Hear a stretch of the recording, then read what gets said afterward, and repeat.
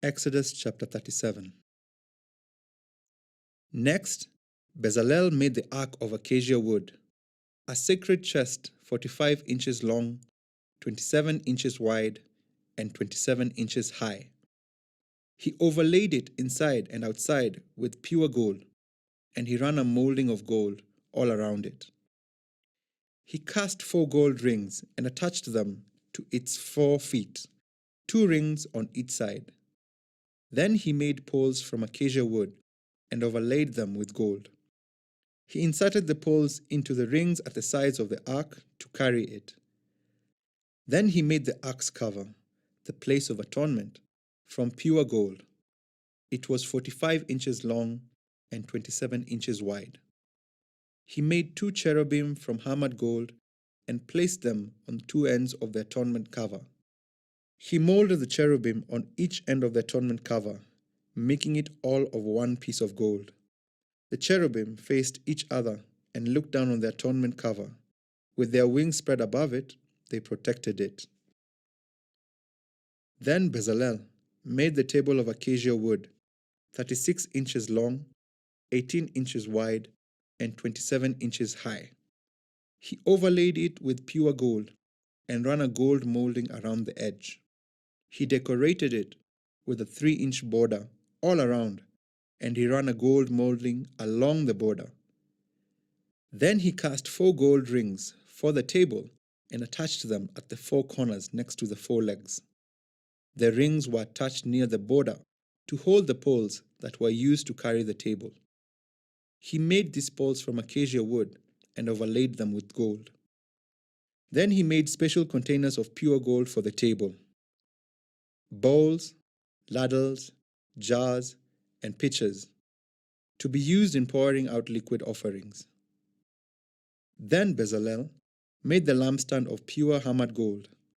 He made the entire lampstand and its decorations of one piece: the base, the center stem, lamp cups, buds, and petals.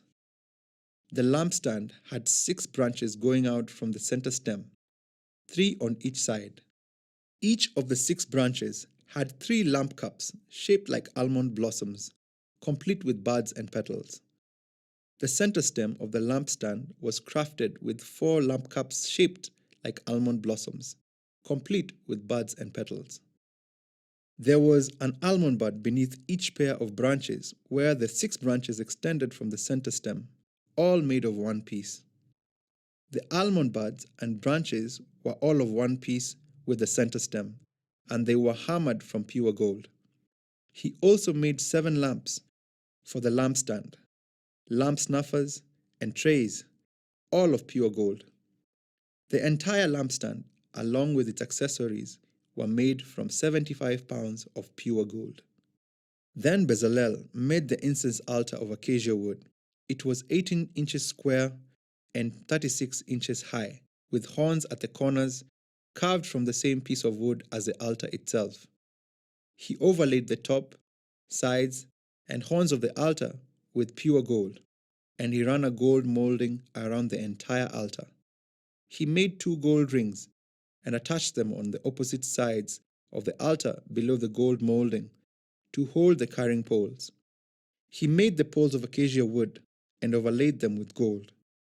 Then he made the sacred anointing oil and the fragrant incense, using the techniques of a skilled incense maker. Exodus chapter 38. Next, Bezalel used acacia wood to construct the square altar of burnt offering.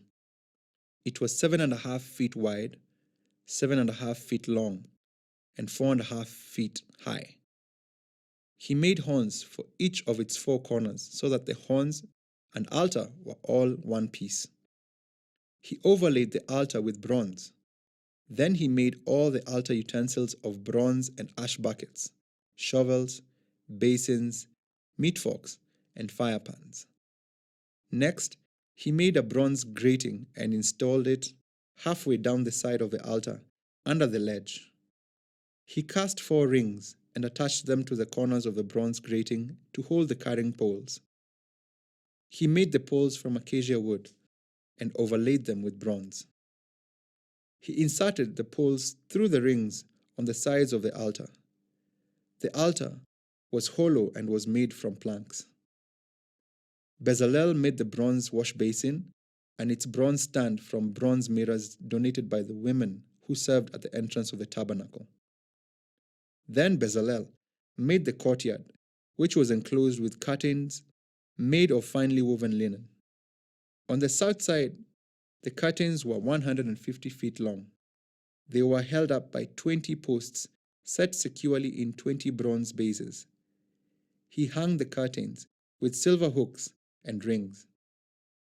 He made a similar set of curtains for the north side, 150 feet of curtains held up by 20 posts set securely in bronze bases.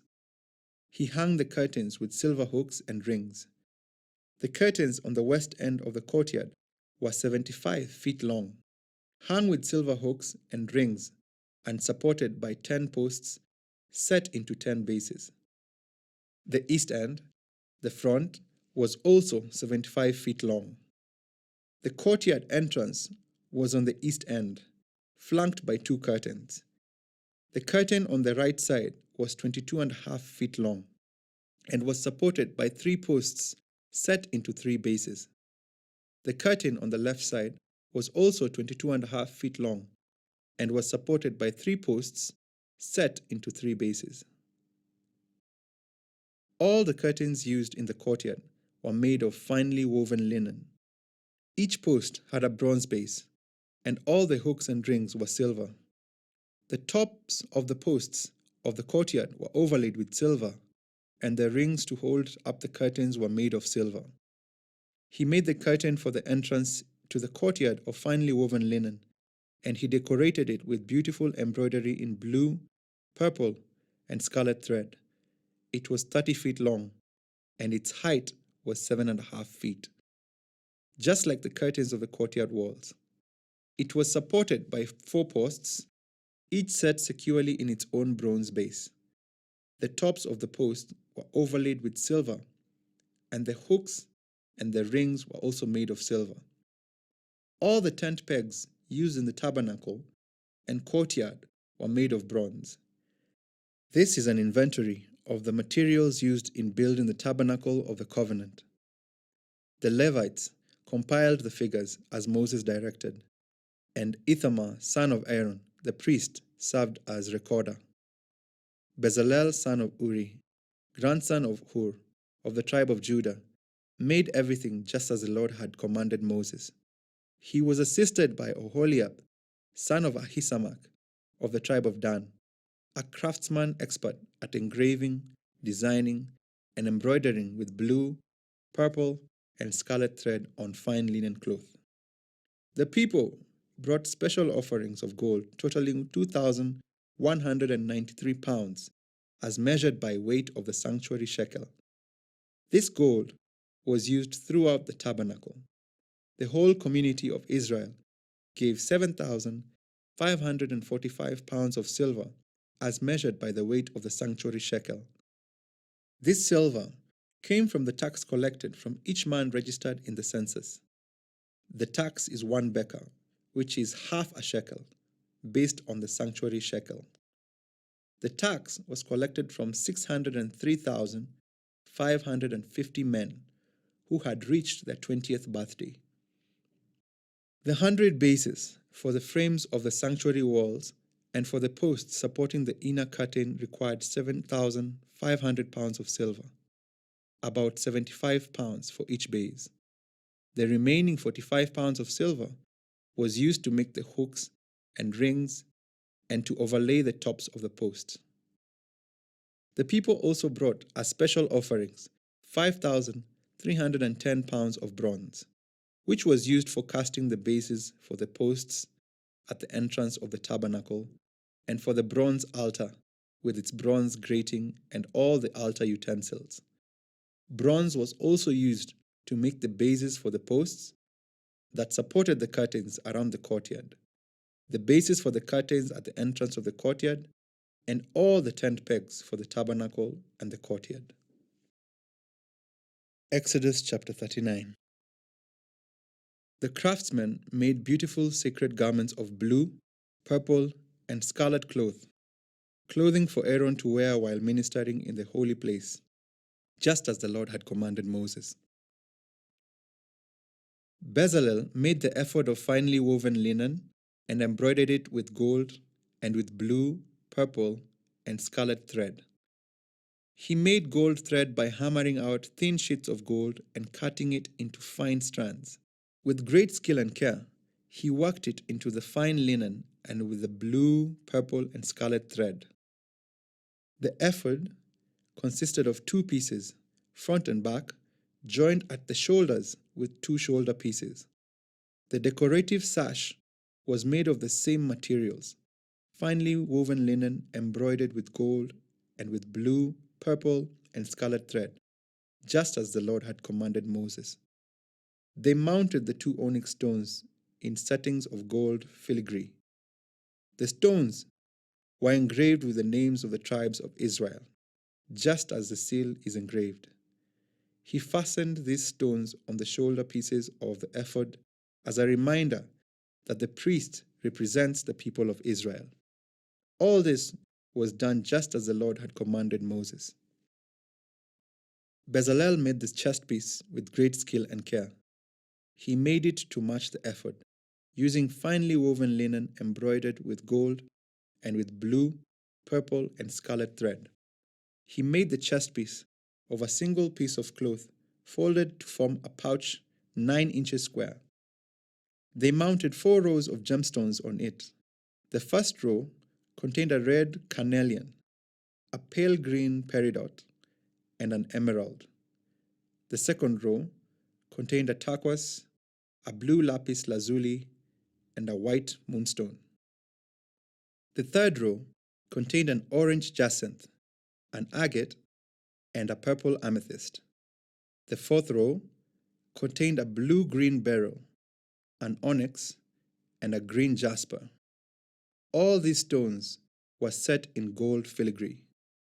Each stone represented one of the 12 sons of Israel, and the name of that tribe was engraved on it like a seal.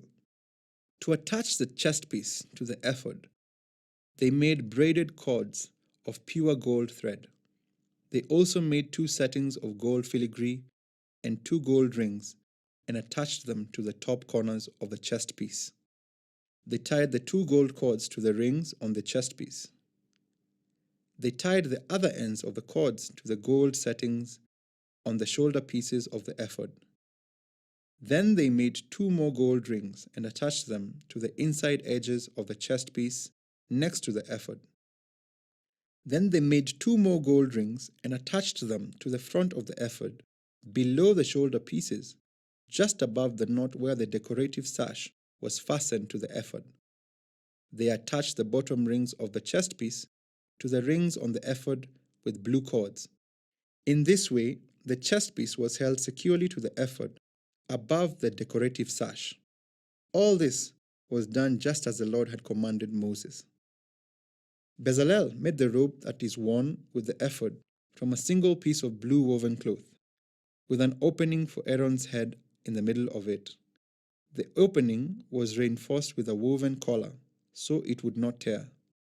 They made pomegranates of blue, purple, and scarlet yarn, and attached them to the hem of the robe. They also made belts of pure gold and placed them between the pomegranates along the hem of the robe, with bells and pomegranates alternating all around the hem.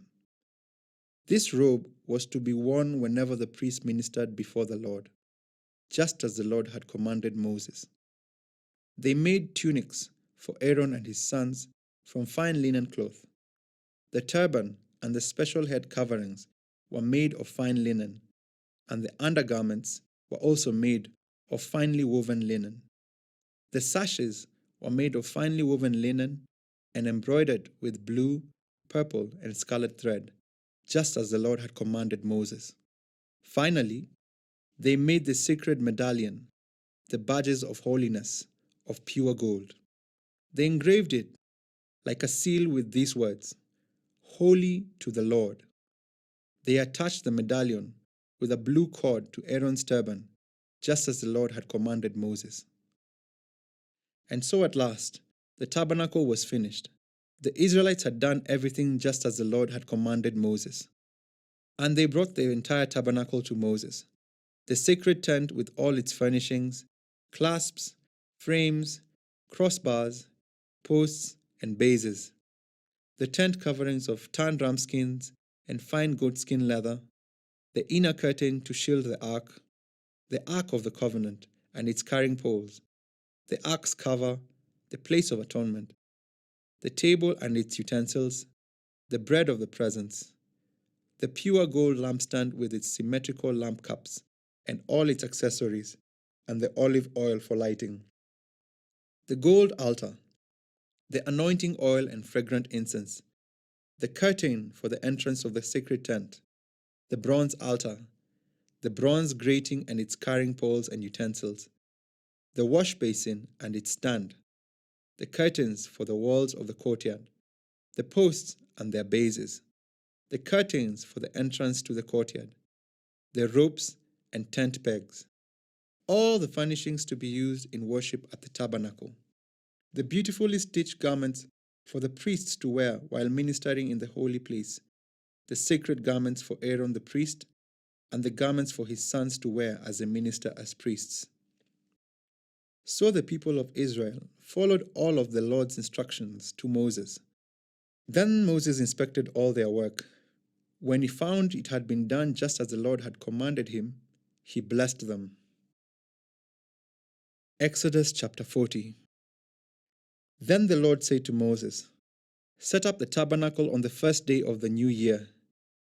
Place the ark of the covenant inside, and install the inner curtain to enclose the ark within the most holy place. Then bring in the table, and arrange the utensils on it, and bring in the lampstand, and set up the lamps. Place the gold incense altar in front of the ark of the covenant. Then hang the curtain at the entrance of the tabernacle. Place the altar of burnt offerings in front of the tabernacle entrance. Set the wash basin between the tabernacle and the altar and fill it with water. Then set up the courtyard around the outside of the tent and hang the curtain of the courtyard entrance. Take the anointing oil and anoint the tabernacle and all its furnishings to consecrate them and make them holy. Anoint the altar of burnt offering and its utensils to consecrate them. Then the altar will become absolutely holy. Next, anoint the wash basin and its stand to consecrate them. Present Aaron and his sons at the entrance of the tabernacle and wash them with water. Dress Aaron with the sacred garments and anoint him. Consecrate him to serve me as a priest. Then present his sons and dress them in their tunics. Anoint them as you did their father, so they may also serve me as priests. With their anointing, Aaron's descendants are set apart for the priesthood forever, from generation to generation. Moses proceeded to do everything just as the Lord had commanded him. So the tabernacle was set up in the first day of the first month of the second year. Moses erected the tabernacle by setting down its bases, inserting the frames, attaching the crossbars, and setting up the posts. Then he spread the coverings over the tabernacle framework and put on the protective layers, just as the Lord had commanded him. He took the stone tablets inscribed with the terms of the covenant and placed them inside the ark. Then he attached the carrying poles to the ark, and he set the ark's cover, the place of atonement, on top of it. Then he brought the ark of the covenant into the tabernacle and hung the inner curtain to shield it from view, just as the Lord had commanded him. Next, Moses placed the table in the tabernacle along the north side of the holy place, just outside the inner curtain, and he arranged the bread of the presence on the table before the Lord, just as the Lord had commanded him. He set the lampstand in the tabernacle across from the table on the south side of the holy place. Then he lit the lamps in the Lord's presence, just as the Lord had commanded him. He also placed the gold incense altar in the tabernacle, in the holy place, in front of the inner curtain. On it, he burnt the fragrant incense, just as the Lord had commanded him. He hung the curtain at the entrance of the tabernacle, and he placed the altar of burnt offering near the tabernacle entrance. On it, he offered a burnt offering and a grain offering, just as the Lord had commanded him.